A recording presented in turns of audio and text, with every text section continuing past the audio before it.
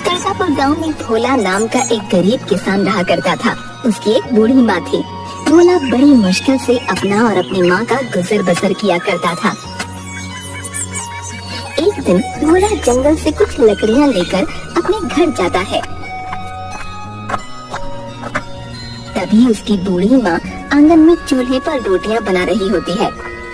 अरे माँ, बहुत जोरों की भूख लगी है, जल्दी रोटी दे दो। जंगल में लकड़ी भी अब तो नाम की ही रह गई है। मुझे तो आगे की चिंता हो रही है। अगर आगे जंगल में लकड़ी नहीं मिली तो तुम रोटियां कैसे बनाओगी? अरे मेरे बच्चे, तू चिंता मत कर। ले पहले तू रोटी खा ले। दिन भर इतनी मेहनत करता है तो देखना मेरे बच्चे, कोई ना कोई रास्ता निकल आएगा। जिसके बाद भोला खाना खाने लगता है। अगली सुबह भोला फिर से गांव के जंगल में लकड़ियां लेने निकलता है। तभी उसे रास्ते में गांव का सेठ तिजोरी लाल मिलता है। तिजोरी लाल देखने में हट्टा कट्टा आदमी था जो अपने धन की पोटली अपने साथ लेकर चलता था। तिजोरी लाल की एक आदत थी, वो हमेशा छींकता रहता था। अच्छी, अरे भाई, एक तो मेरा ये जुकाम कभी ठीक नहीं होता। अच्छी, अब भोला सुबह सुबह कहाँ से सैर सपाटे पर निकल आया भैया? अरे सेठ जी, जंगल में बस लकड़ियां ही लेने जा रहा था। अब आप तो जानते ही हैं, कुछ गरीब के घर तो चूल्हा ही जलता है। आपको कभी जरूरत पड़े तो बताइएगा। हाँ हाँ भोला, अच्छी, तुम अगर जंगल जा ही रहे हो तो मेरे भाई के लिए भी ला देना कुछ लकड़ियां। अब सर्दियां भी तो बढ़ गई हैं, आग जलाने के काम आएंगी। अच्छी, क्या बताओ, मेरा जुकाम भी ठीक हो जाए। जी सेठ जी, मैं लकड़ियां आपके घर ले आऊंगा, आप बिल्कुल चिंता मत कीजिए। भोला जंगल जाता है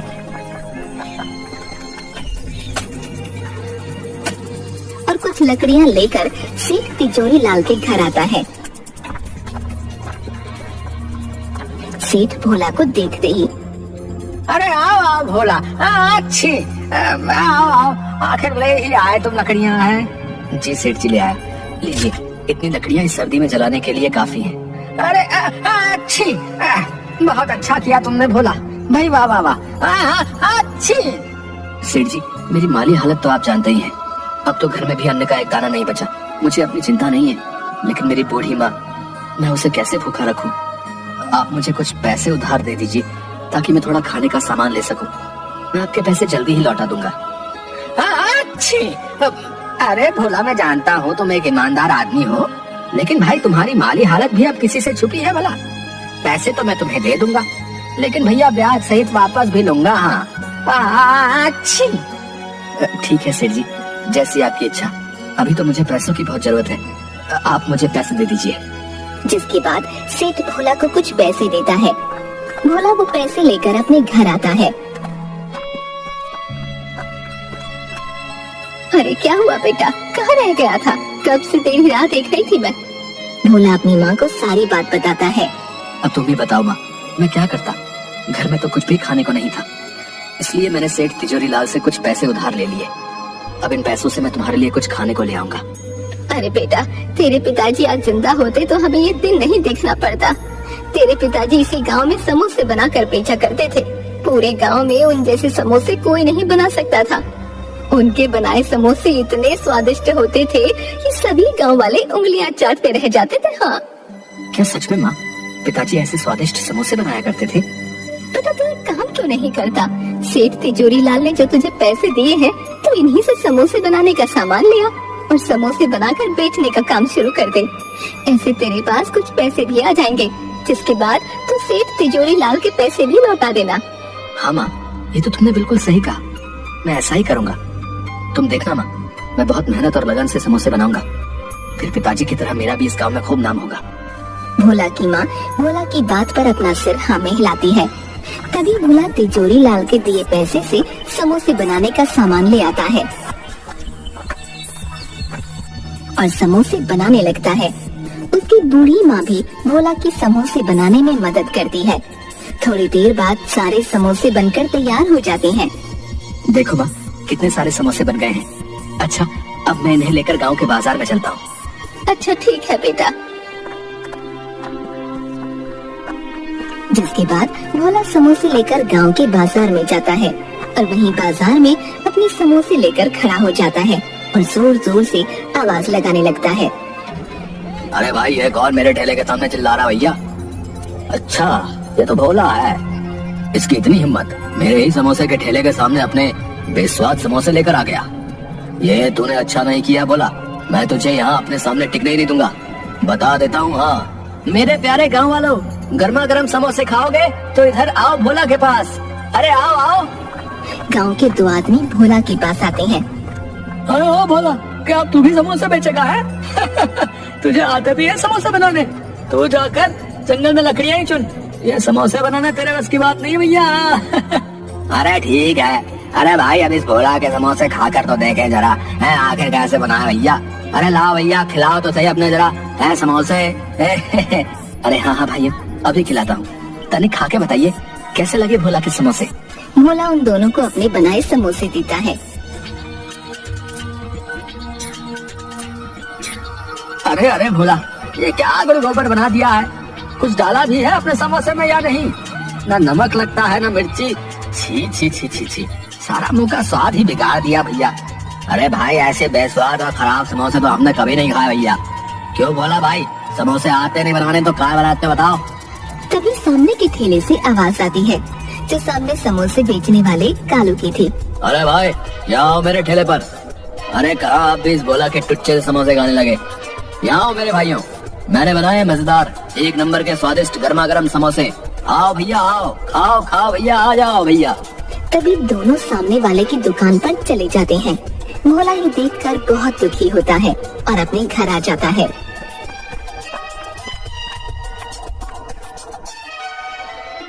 अरे आ गया तो बेटा, क्या हुआ? तेरे बनाए समोसे गांव वालों को पसंद आए या नहीं? नहीं माँ, गाँव वाले बोलते हैं मेरे समोसे में कोई मजा ही नहीं है। सेठ जी ने जितने भी पैसे उधार दिए थे, उनका मैं जितना समोसे बनाने का सामान आ सकता था ले आया हूँ। अब और बाकी की सामग्री मैं कहाँ से लाऊं जिससे समोसे स्वादिष्ट हो जाए? अरे तू चिंता मत कर मेरे बच्चे, तेरी ईमानदारी और मेहनत को देखते हुए भगवान तुझे जरूर कोई अच्छा रास्ता दिखाएंगे। अगली सुबह सेठ तिजोरी लाल अपने कुछ लठैत नौकरों को लेकर भोला के घर आता है।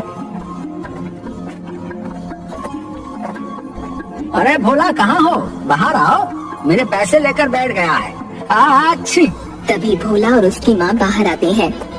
माफ कर दीजिए सेठ जी, आपसे जो पैसे मैंने उधार लिए थे उनसे मैंने समोसे बनाकर बेचने का काम शुरू किया है, लेकिन मेरे बनाए समोसे किसी ने अभी तक नहीं खरीदे हैं। मालिक, जैसे ही मेरे पास कुछ पैसे आएंगे मैं आपके पैसे लौटा दूंगा। अच्छी। देख भोला, वो सब मैं नहीं जानता हूँ। तेरे बनाए समोसों का क्या भरोसा, कोई खरीदेगा भी या नहीं? मुझे मेरे पैसे ब्याज के साथ चाहिए। हाँ अच्छी, नहीं तो अपना घर दे दे मुझे। जब तेरे पास पैसे होंगे आकर छुड़ा लेना अपना घर, समझा? अच्छी। नहीं सेठ जी, ऐसा मत कीजिए, मुझ गरीब के पास यही तो एक सहारा है, मैं बूढ़ी माँ को लेकर कहाँ जाऊंगा? नहीं सेठ जी, ऐसा मत कीजिए। सेठ भोला की एक बात भी नहीं सुनता। अपने साथ लाए नौकरों से भोला के घर का सारा सामान बाहर आंगन में फेंकवा देता है और वहाँ से चला जाता है। भोला और उसकी माँ वहीं घर के आंगन में उदास बैठे रो रहे थे। थोड़ी देर बाद भोला फिर से अपने वही बनाए समोसे लेकर बाजार में जाता है और वहाँ चुपचाप उदास मन से किसी के उसके बनाए समोसे खरीदने का इंतजार करने लगता है। तभी एक बूढ़ा आदमी भोला के सामने समोसे के ठेले पर जाता है। बेटा, मैं कई दिन से भूखा हूँ, अभी एक लंबी यात्रा से लौटा हूँ, मुझे कुछ खाने को दे दो, भगवान की तुझ पर कृपा होगी बेटा। अरे ओ बड्डे, क्यों खामखा मेरा टाइम खोटी कर रहा है? देख नहीं रहा कितनी भीड़ हो रही है? जा यहाँ से, बात ना रहा, चल जा यहाँ से। पता नहीं कहाँ से आ जाते हैं। बूढ़ा आदमी कालू की ऐसी बातें सुनकर बहुत दुखी मन से वहाँ से भोला के पास आता है। बेटा, तुम ही कुछ खाने को दे दो, जोरों की भूख लगी है, मेरे पास पैसे तो नहीं है, कुछ खाने को दे सको तो दे दो बेटा। अरे हाँ, क्यों नहीं बाबा जी, मुझे आपसे कोई पैसे नहीं चाहिए, रुकिए मैं आपको अपने बनाए समोसे खिलाता हूँ। कोई मेरे बनाए समोसे तो लेता नहीं है क्योंकि ये स्वादिष्ट जो नहीं है, इसलिए आप ही ने खाकर अपनी भूख मिटा लीजिए। जिसके बाद भोला उस बूढ़े आदमी को समोसे देता है। बूढ़ा आदमी समोसे खाने के बाद, अरे वाह वाह बेटा, तुम्हारा बहुत बहुत धन्यवाद, समोसे खाकर मेरी आत्मा तृप्त हो गई। वाह वाह, बड़ा स्वाद था तेरे बनाए समोसे में। क्या सच में आप सच बोल रहे हैं? क्या मेरे बनाए समोसे इतने स्वादिष्ट हैं बाबा? अरे हाँ हाँ बेटा, अगर तुझे मेरी बातों का यकीन नहीं आता तो खुद ही चक्कर देख ले। तभी भोला अपना बनाया एक समोसा उठाता है और खाने लगता है। समोसा खाने के बाद, अरे हाँ बाबा जी, ये तो सच में बहुत स्वादिष्ट है। लेकिन बाबा, मैंने तो इनमें ऐसा कुछ भी नहीं मिलाया था जिससे ये इतने स्वादिष्ट और मजेदार हो जाए। ये कैसे हुआ बाबा?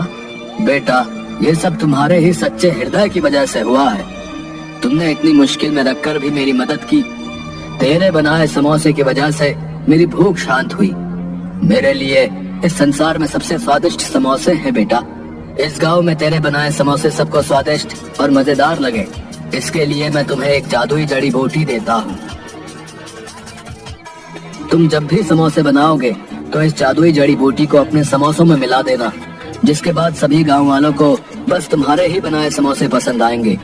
लेकिन बेटा ध्यान रखना, जब भी ये जड़ी बूटी किसी लालची आदमी के हाथ में जाएगी तो इसका उल्टा असर हो जाएगा। ये जड़ी बूटी कभी भी उसका भला नहीं करेगी बेटा। इसके बाद वो बूढ़ा आदमी वहाँ से गायब हो जाता है। आपका बहुत बहुत धन्यवाद बाबा, मैं आपकी ये बात ध्यान रखूंगा। तभी भोला अपने घर जाता है और अपनी बूढ़ी माँ को सारी बात बताता है और दोनों आंगन में ही चूल्हे पर फिर से समोसे बनाने लगते हैं। भोला फिर से समोसे लेकर गांव के बाजार में जाता है और बाबा की दी हुई जड़ी बूटी समोसों में मिलाता है। जड़ी बूटी मिलाते ही भोला के सारे बनाए समोसों में से बहुत ही अच्छी खुशबू आने लगती है। तभी गांव के कुछ लोग भोला के पास आते हैं। अरे भाइयों, जरा आपने बनाए समोसे तो खिलाओ, खुशबू तो बड़ी अच्छी आ रही है। चलो चलो खिलाओ खिलाओ, हमसे तो रुका नहीं जा रहा भैया। जल्दी भाई जल्दी है। हाँ हाँ भैया, क्यों नहीं, ये लीजिए, अभी देता हूँ मेरे बनाए समोसे। भोला उन सबको समोसे देता है। सभी समोसे खाने लगते हैं। अरे भाई क्या डाला है रे, वाह, बड़े ही स्वाद भरे हैं भैया तेरे बनाए समोसे। वाह वाह भैया, मजा आ गया। अरे सच में भोला भाई, ऐसे समोसे तो हमने कभी भी नहीं खाए भैया।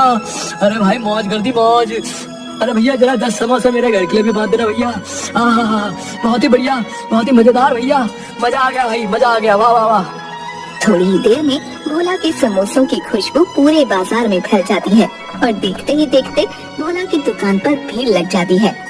भोला के सारे समोसे बिक जाते हैं। अब भोला रोज समोसे बनाता और वही बाबा की जड़ी बूटी डालता, जिसके बाद भोला के समोसे पूरे गांव में सभी लोग बड़े चाव से खाते। देखते ही देखते भोला अब अपनी बड़ी दुकान कर लेता है। सेठ जी, ये रहे आपके पैसे जो मैंने उधार लिए थे। अब आप मेरे घर को मुझे सौंप दे। हाँ अच्छू, भोला क्या बात है भाई, बहुत कमाई हो रही है आजकल है, इतनी जल्दी पैसे का इंतजाम कर लिया। मुझे क्या, चलो मुझे मेरा पैसा चाहिए। अच्छी, लाओ लाओ। अच्छी, एक तो मेरी नाक नहीं रुकती।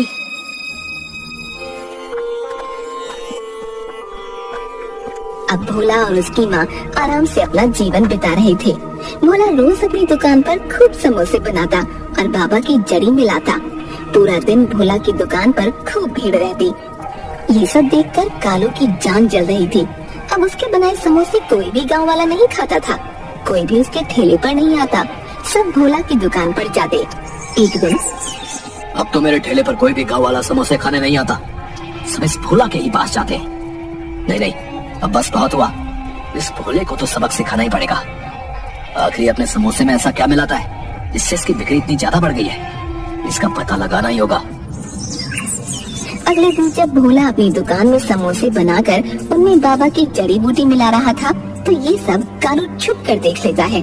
अच्छा, तो ये राज है इस भोले के इतने स्वादिष्ट समोसों का। अब मैं भी देखता हूँ तेरे समोसे कौन खाएगा। तुझे तो मैं अच्छा सबक सिखाऊंगा भोला।